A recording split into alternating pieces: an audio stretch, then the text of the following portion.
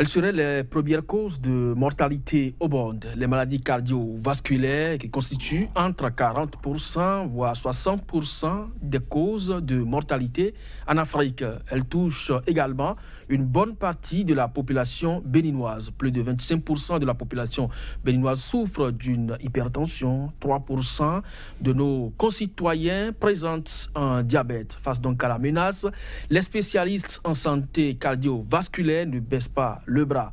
Des rencontres au sommet, à l'image des congrès internationaux de cardiologie, s'organisent chaque année. Cotonou, la capitale économique du Bénin, a abrité du 11 au 13 avril un de ces congrès. Vieillissement de la population en Afrique et flambée des maladies cardiovasculaires. C'est autour de ce thème que les congressistes ont échangé. C'est quoi donc le lien entre la maladie cardiovasculaire et le vieillissement? En quoi notre alimentation favorise-t-elle le développement de ces maladies? Que sont les réflexes pour prévenir?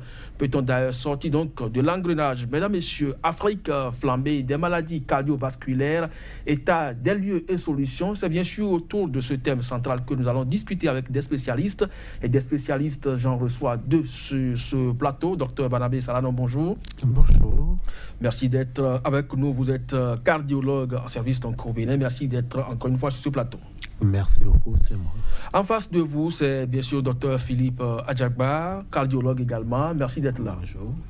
Alors, vous avez animé, comme je le disais tout à l'heure dans mon introduction, ce congrès, le 3e congrès international de la Société béninoise de cardiologie, qui est la 2e édition des Journées nationales de cardiologie Hippolyte Agboton. Docteur Barnabé Salanon, vous avez été le président du comité d'organisation. Pourquoi vous avez dénommé cette journée de cardiologie Hippolyte Agboton?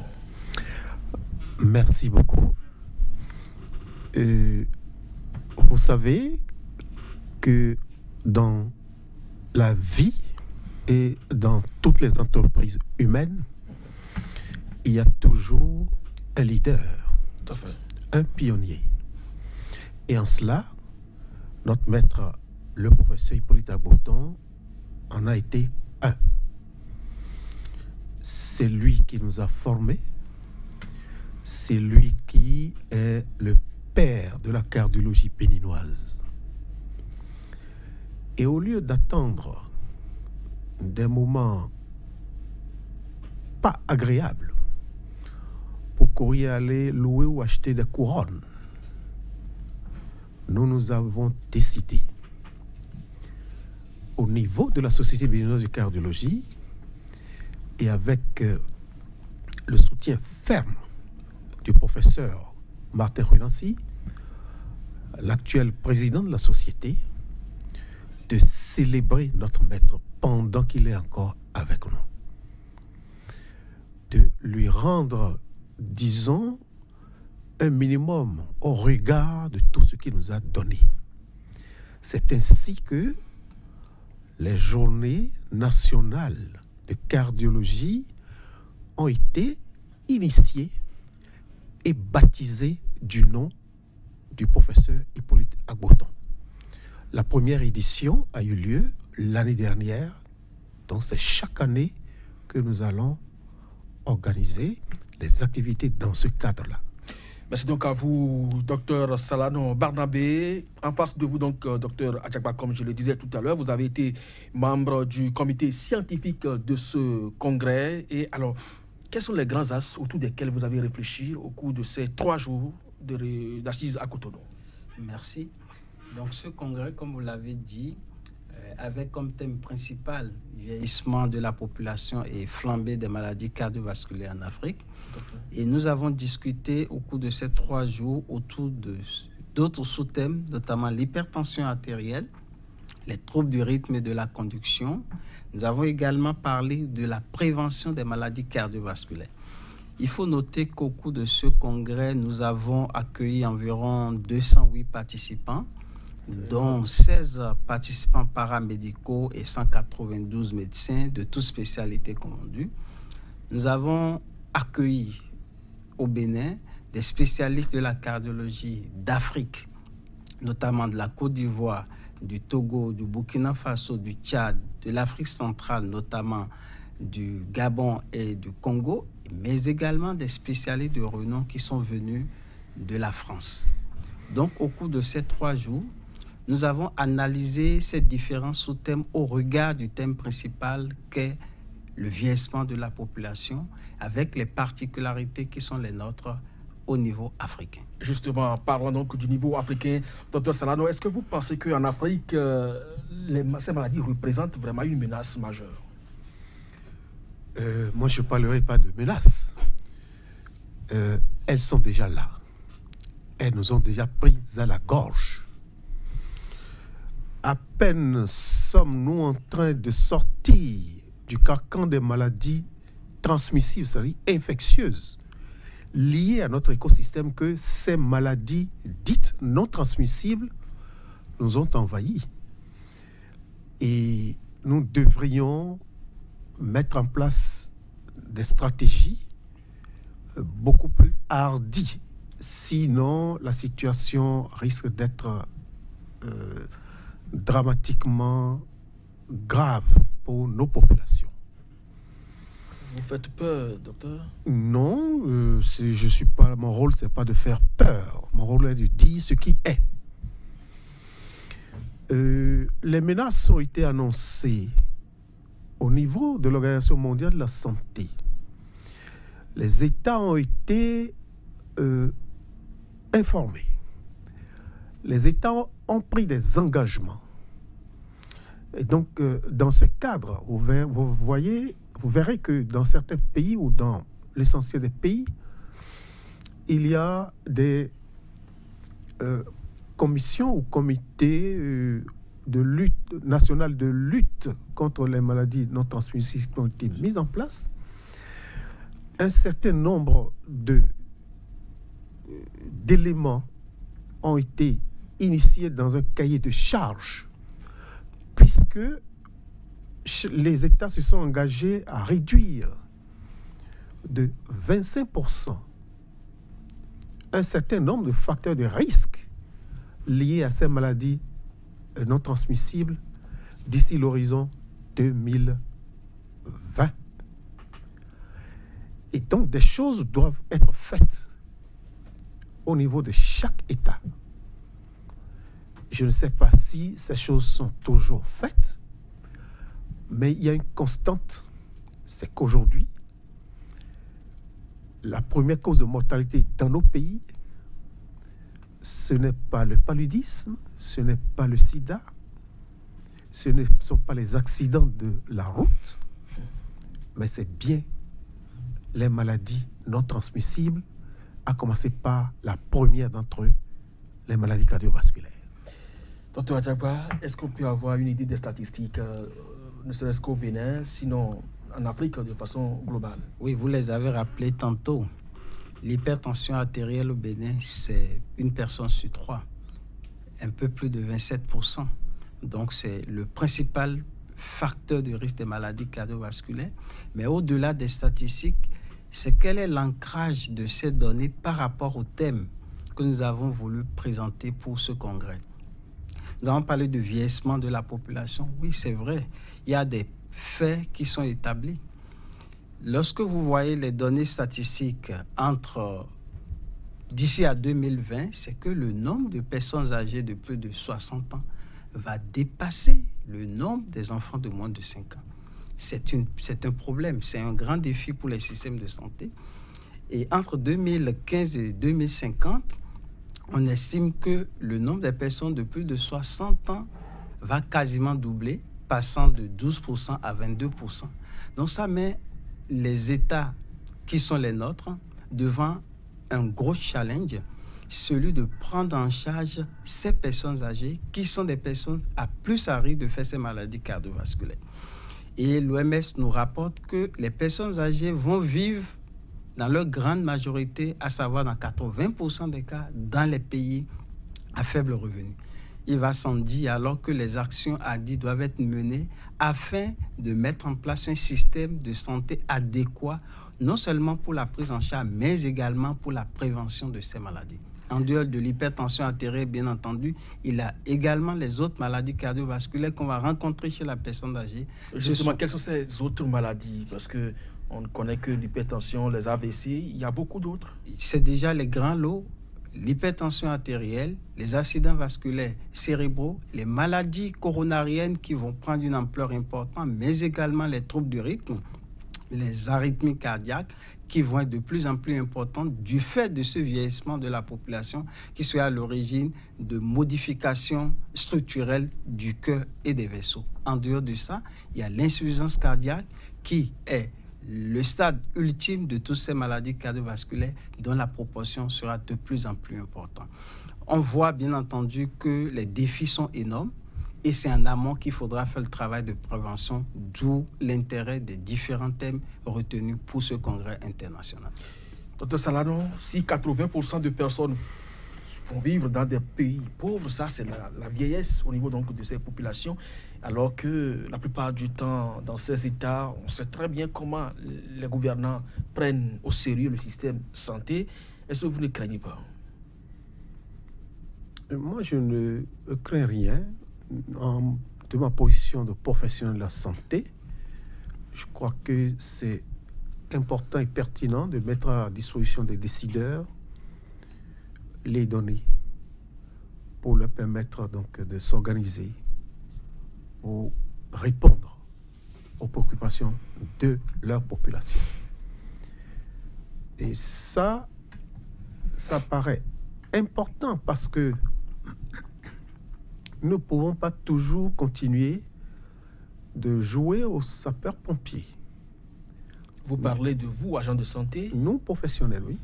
Nous n'avons ni les moyens, ni les ressources. Par contre, il y a des choses simples qu'on peut faire qui ne coûtent pas de l'argent, mais qui ont un impact important dans le recul de ces maladies-là. Quelqu'un qui est hypertendu, par exemple, si on lui conseille de manger peu salé, et s'il l'observe, rien qu'à observer donc, cette prescription, il va baisser ses chiffres de tension de quelques millimètres de mercure. Déjà sans prendre un seul comprimé de quoi que ce soit. S'il s'adonne à un exercice physique régulier, ça fait partie déjà des solutions. Aérobie, je donne des exemples, par exemple. Il va également impacter positivement sa chiffre de tension. Ces choses-là ne nous coûtent rien du tout. Donc, la direction dans laquelle nous devons nous organiser et nous orienter aujourd'hui avec le système sanitaire national, et c'est bien celui de la prévention.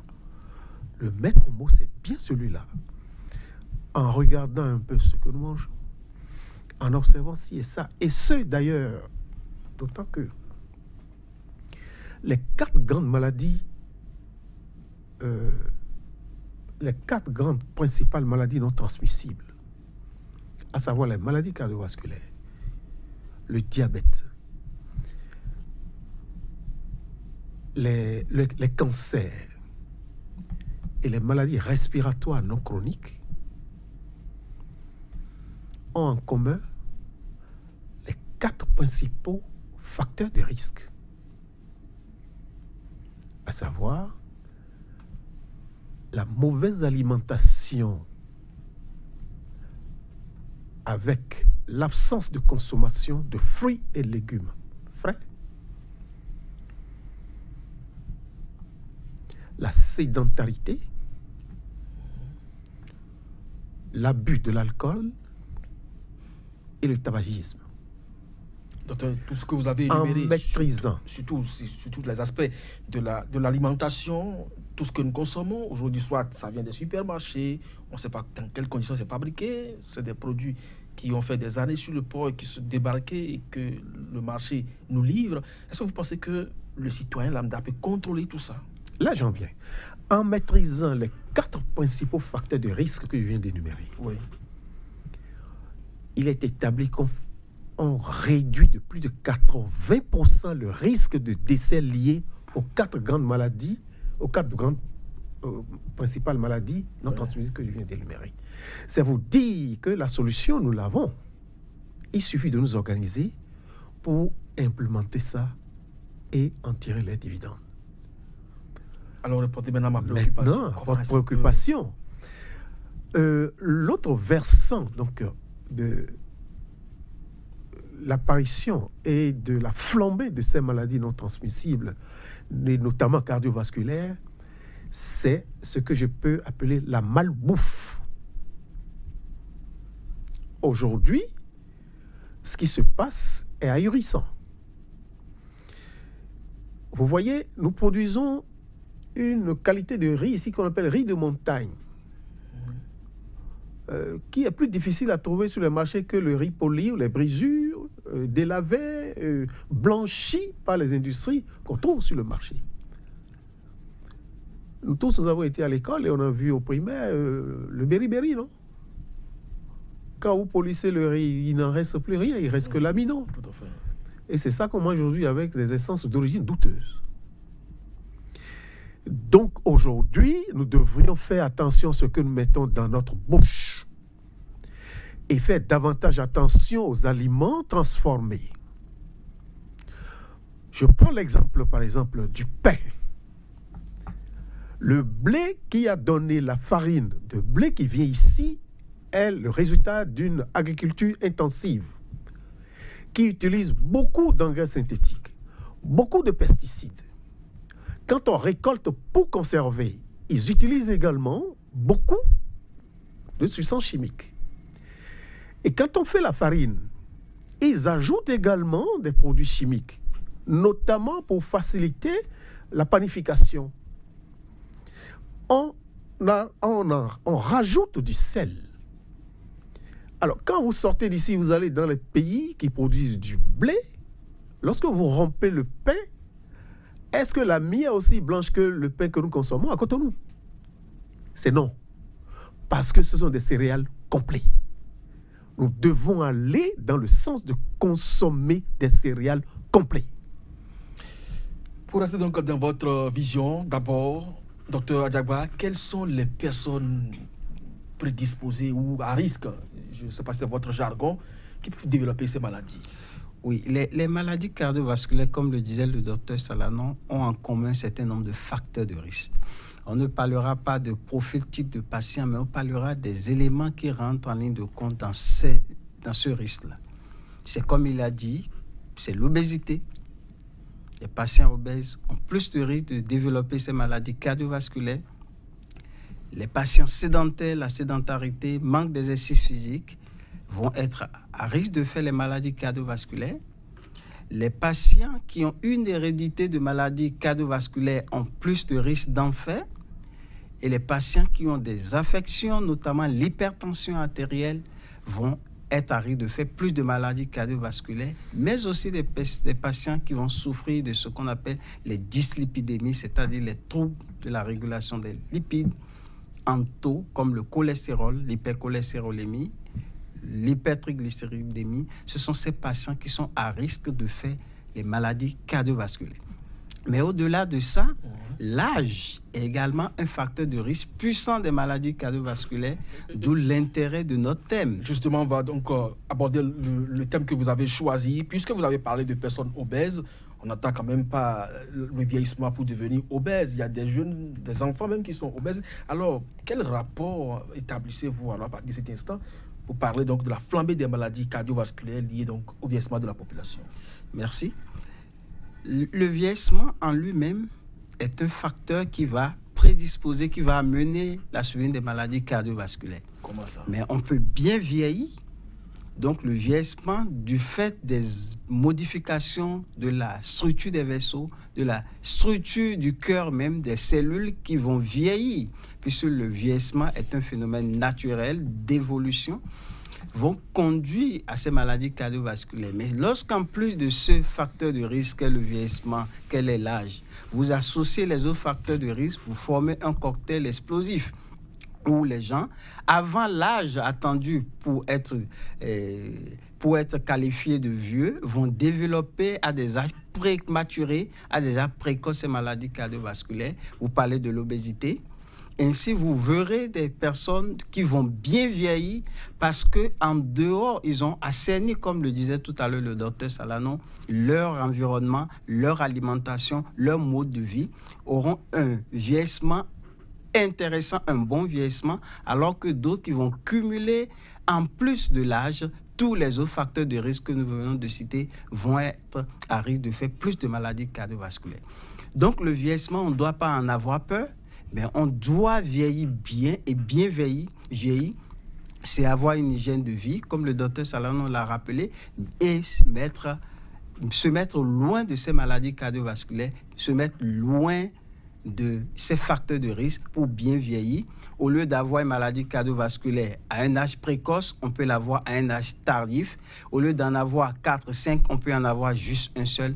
Donc, le vieillissement, c'est incontournable, mais on peut bien vieillir en restant loin des facteurs de risque des maladies cardiovasculaires. Docteur Salanon, morosité économique aidant, est-ce que vous pensez que les Africains, surtout vos compatriotes, par exemple, vous avez tout à l'heure dit que vous ne voulez pas être des sapeurs-pompiers, est-ce que vous pensez que vos compatriotes ont les moyens aujourd'hui pour respecter exactement ce que vous avez énuméré tout à l'heure comme conditions hygiéniques pour quand même, dans une certaine mesure, pour ne pas totalement éviter quand même la maladie, mais réduire sa propension?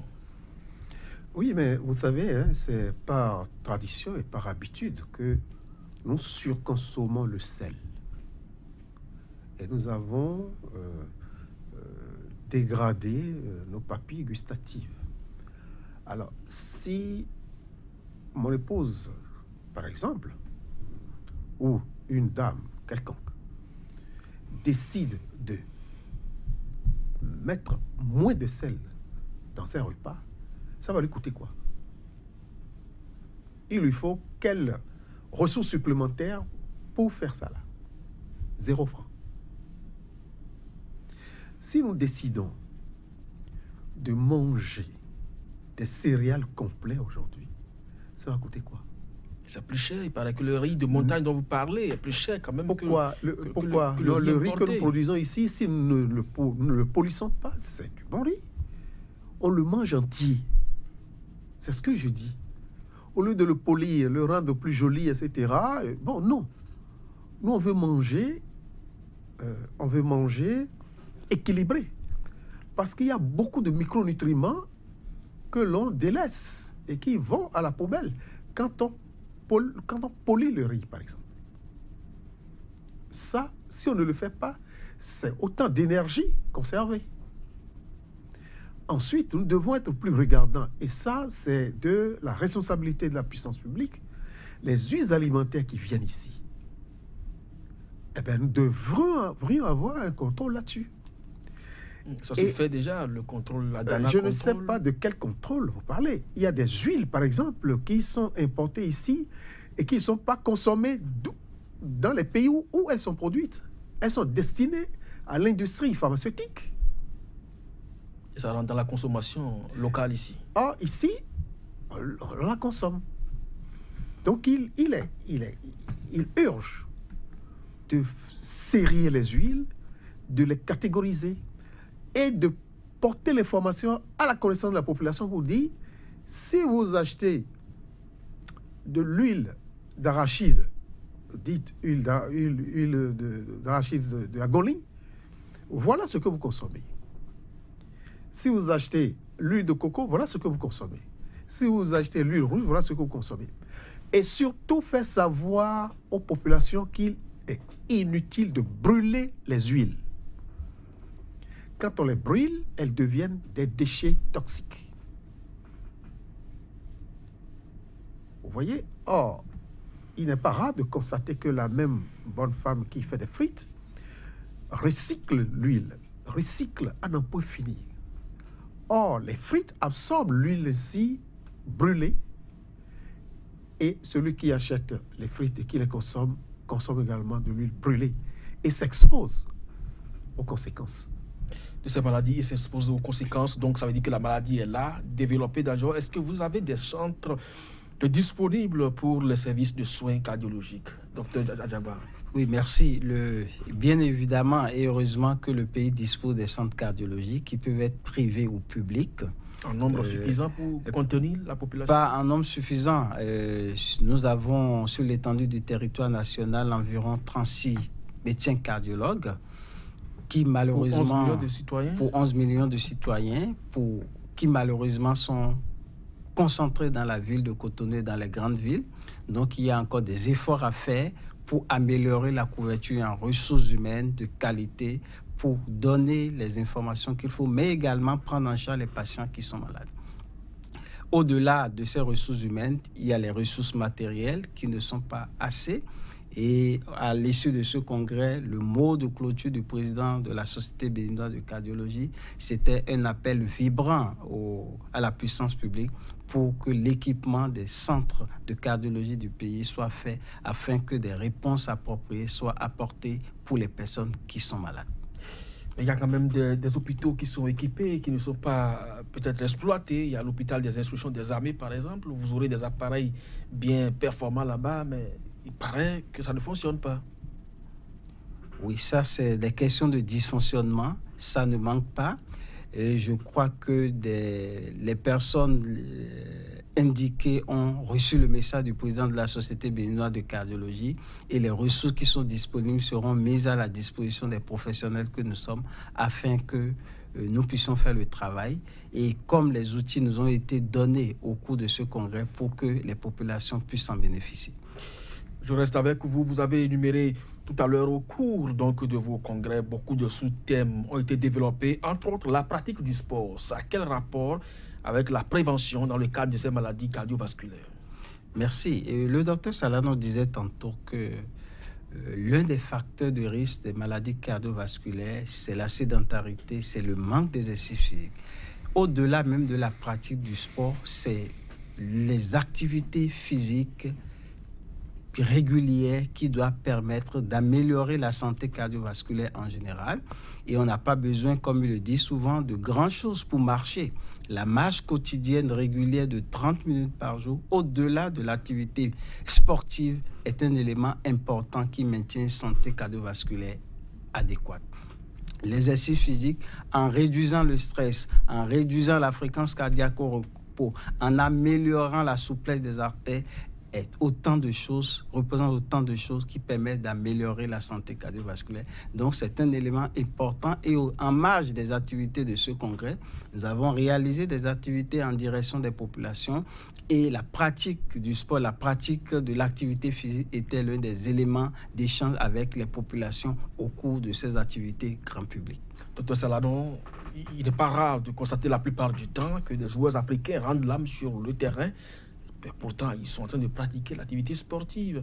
Est-ce que c'est parce que c'est aussi intense? Alors, dans quelle fourchette d'âge peut-on pratiquer quelle discipline pour améliorer la bonne santé du cœur? Très bien. Alors, pour entretenir sa santé cardiovasculaire, on n'a pas besoin de faire du sport. Le sport est une activité bien structurée qui s'exerce sur une aire de jeu et dont l'objectif est d'acquérir des compétences et de gagner des compétitions. Pour entretenir sa santé cardiovasculaire, on a juste besoin de faire des exercices physiques en aérobie, d'endurance et quelques mouvements de résistance. Donc et l'objectif, au bout, c'est la santé que l'on recherche. Donc les objectifs ne sont pas les mêmes, les structurations ne sont pas les mêmes non plus. Parce que si vous commencez par parler de sport à quelqu'un qui veut bien entretenir sa santé cardiovasculaire, il va vous opposer à « moi, je n'ai pas l'argent pour acheter ci, je n'ai pas l'argent pour acheter ça ». Ce n'est pas de ça qu'il s'agit. On dit 30 minutes, par exemple, de marche rapide par jour. Ça peut être 10 minutes ou 3 fois. Ça peut être 20 minutes plus 10 minutes. Ça peut être 15 minutes 2 fois. Lorsque vous taillez votre jardin vous-même, lorsque vous refusez de rentrer dans une cage d'ascenseur, vous prenez l'escalier. Ce sont autant d'activité physique qui rentre dans le cadre de ce que l'on recherche. Ce qui est indiqué, c'est de pouvoir faire 10 000 pas par jour. Ça fait à peu près l'équivalent de 2 km. Si quelqu'un peut le faire 5 fois à partir de quel âge? 7, tout le monde? Ça, c'est indiqué chez les adultes. De toute façon, les enfants font largement au-delà de ça. Bon, parce que les enfants, ils courent à droite. Ils font, s'il nous était donné de compter ce qu'ils font comme pas, le problème ne se pose pas à eux. Ils nous dépassent largement. Mais on parle de l'adulte. L'adulte, donc, en moyenne, donc, c'est 30 minutes de marche rapide par jour. Et c'est le gold standard en la matière parce que en marchant, c'est tout le corps est en mouvement. Les articulations qui ont quelques problèmes, bon, elles vont répondre. Les muscles deviendront davantage souples et on augmente la réserve cardio-respiratoire. Et dans ces conditions, tout ça déteint très favorablement sur la santé cardiovasculaire.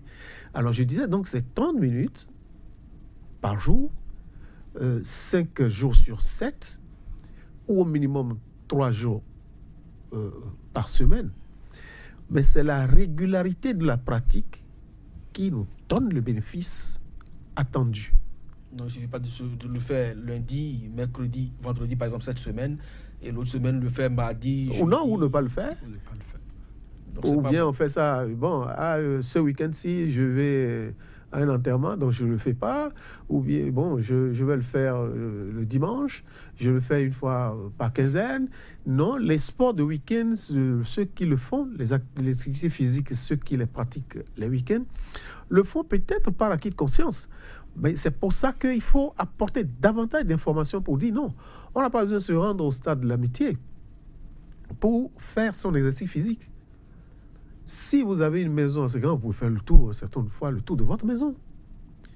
Vous pouvez marcher. Alors, et ça, quand on le fait en groupe, il y a une émulation. Et ça marche encore mieux. En groupe, en famille, etc., entre conjoints, c'est très bien. Il faut pouvoir le faire.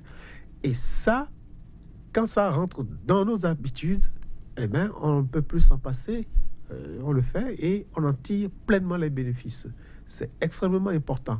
Aujourd'hui, où les moyens de transport passif nous ont envahis, pour faire 100 mètres en L, le moto-taxi, et puis vient, etc. Tout ça, c'est pas bon pour la santé. Docteur Adjaba, vous avez réuni tout ce qu'on peut appeler le gratin de la cardiovasculaire à Cotonou.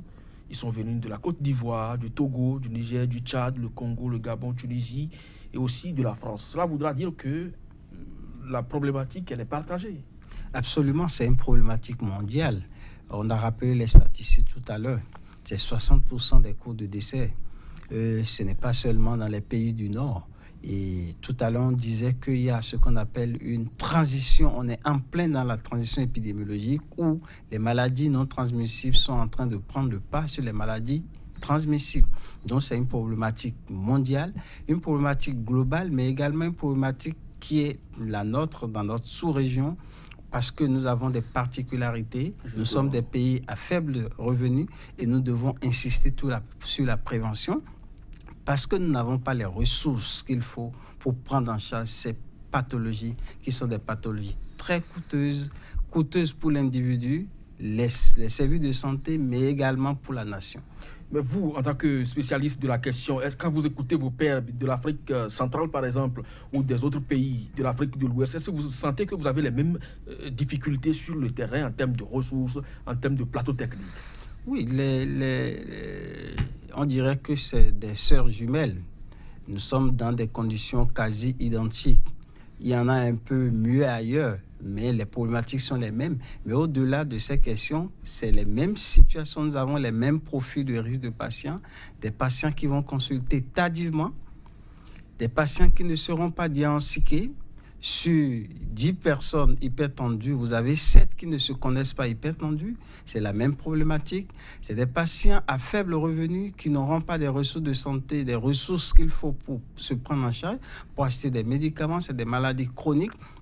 Mais également, c'est des systèmes dans lesquels il n'y a pas d'assurance en termes de santé. Donc, nous avons les mêmes profils épidémiologiques. C'est pour ça qu'il était important que nous nous retrouvons au cours de ce congrès pour parler des problématiques qui sont les nôtres, les problématiques africaines. Et je crois que ce congrès en a largement débattu. Et pour vous donner quelques éléments de ce congrès, nous avons eu 31 conférences. Des conférences présentées en 3 jours, des conférences et présentées par des professionnels et aguerris dans les domaines. Mais nous avons les professionnels qui ont présenté plus de 110 résultats de travaux de recherche dans les domaines de la santé cardiovasculaire. Et ces résultats ont été présentés aux pairs scientifiques et critiqués. Donc, vous voyez que la moisson a été bonne, importante pour ce 3e congrès. La suite maintenant, c'est quelles retombées pour nos populations, quelles retombées pour la prise en charge dans nos contrées. Justement, Monsieur le Président du comité d'organisation, ces travaux, c'est sous vos regards que ça s'est déroulé. Qu'est-ce que les populations béninoises et africaines devront attendre les jours à venir? Un petit rectificatif. Je ne suis pas le président du comité d'organisation du 3e congrès. Le président de la 2e édition des Journées nationales de cardiologie. Le président du comité d'organisation du 3e congrès de cardiologie, de la Société béninoise de cardiologie, c'est bien le docteur Latif Moussé. Moi, je suis le président du comité d'organisation des 2e Journées nationales de cardiologie, Hippolyte Agboton. Voilà, alors, nous devons en attendre énormément parce que ne le perdez pas de vue, la population africaine est une population jeune et qui aujourd'hui est victime donc des maladies cardiovasculaires. Et il est établi que les plus fortes progressions de toutes les maladies non transmissibles, et en l'occurrence les maladies cardiovasculaires, les plus fortes progressions de ces maladies s'observeront dans les pays à faible revenu, à revenu intermédiaire, et notamment en Afrique au sud du Sahara. Le Bénin est en Afrique au sud du Sahara. On est suffisamment concerné. Et de ce point de vue, il est important que des plans hardis soient établis et qu'on se mette résolument au travail. Et le travail, ce n'est pas attendre dans nos cliniques, dans nos cabinets, dans nos hôpitaux pour que les malades viennent. C'est de sortir de nos tours d'ivoire, de parler, de sensibiliser pour un changement de comportement. Vous n'avez pas les moyens. Vous pensez que les autorités vous écoutent, vous accompagnent dans ce sens-là? C'est une question de volonté politique et quand le professionnel émet un avis technique, souvent on écoute. Et on peut écouter et ne pas avoir les moyens, mais on écoute. Et ce que nous demandons n'est pas extraordinaire en termes de ressources. Sensibiliser un groupe de 200 à 500 personnes ne peut pas coûter autant d'argent que la prise en charge de 2 malades qui ont été frappés par une crise cardiaque. Sérieusement? Oui, je vous le dis. Parce que quand le drame se produit, ce n'est pas toujours qu'on réussit à tirer les victimes d'affaires. Et quand on le fait, il reste quelque part diminué, handicapé quelque part. Et les maladies non transmissibles sont des maladies qu'on soigne à vie. Et donc, nous n'avons pas les moyens. Et les moyens que nous avons, utilisons-les à bon escient pour impacter la santé cardiovasculaire de nos populations. Qu'est-ce que vous attendez personnellement, Dr Adjagba? Parce que c'est vrai, l'appel serait peut-être le même, mais de façon spécifique. Est-ce qu'au niveau du collège des spécialistes de la cardiologie, une action isolée peut être faite en dehors des autorités? Non, bien évidemment, la Société béninoise de cardiologie prend déjà sa part. Et il y a des actions en direction des communautés, en direction des populations pour porter l'information et l'information juste. Et nous remercions votre chaîne de nous donner cette opportunité pour parler à nos concitoyens.